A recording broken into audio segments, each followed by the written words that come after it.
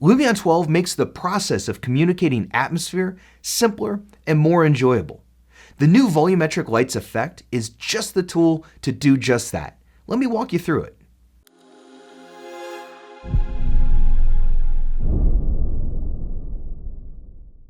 For this project, let's open Lumion 12 and load the museum example scene.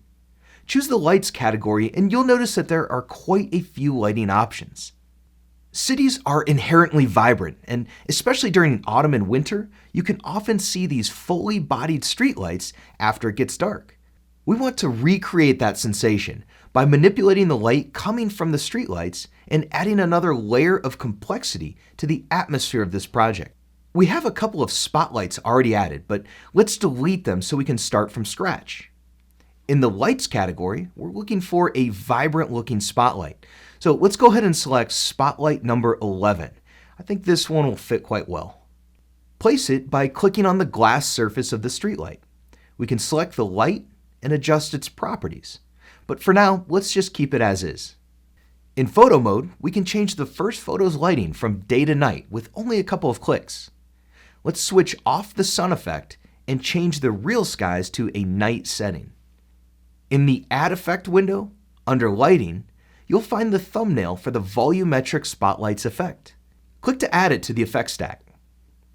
The next thing to do is click the Select Lights button to choose which objects we want to add this volumetric effect to.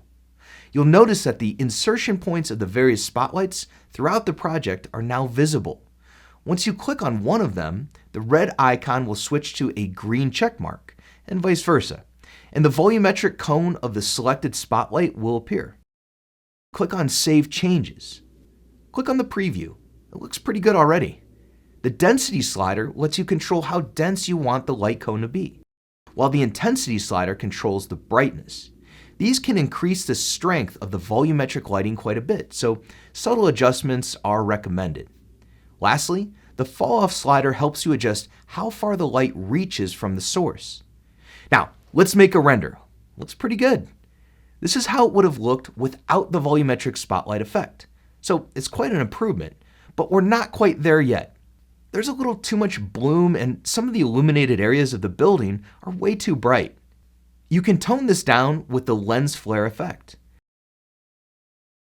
Play around with the streak intensity slider. There, much better. The spotlight is slightly beneath the glass surface of the lamppost. Let's shift this a bit and add a shadow exclusion zone, so the horizontal surface in the object does not block any light. Use the Shift key for precise movements.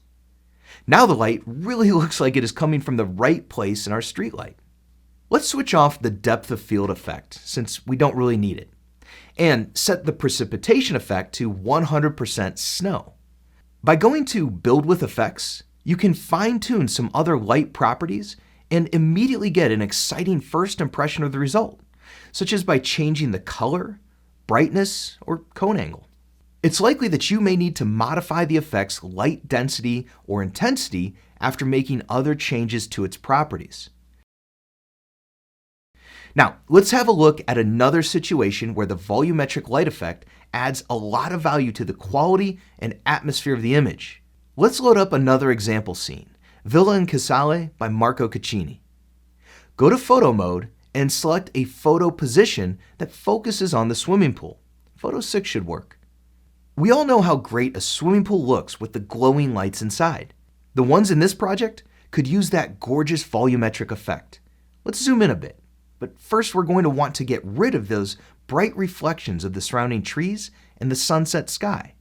We can do this by switching off the spotlight that lights up the tree and rotating the position of the sky a bit. That looks better. Now, add the volumetric spotlights effect and select the lights in the pool. They don't show up all that well yet, but let's make a first render with the default settings. Because the water of the pool scatters the light, let's increase the density to the max. And then make another render. You can see how the misty tones of the pool boost the atmospheric quality of the space. Here's the difference between the two renders, one with and one without the volumetric spotlights effect. In addition to the outdoor use of street and pool lights, You can also use this effect inside a house to light up its surroundings in a beautiful way. Here's an example. Here we placed a spotlight behind the roof window with a warm color and increased brightness. This technique works for more complex objects as well. Here's an example. Check out that stunning display of light and shadow across the floor.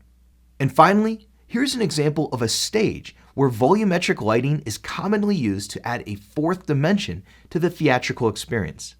Lighting continues to be a fundamental part of an atmospheric, high-quality rendering.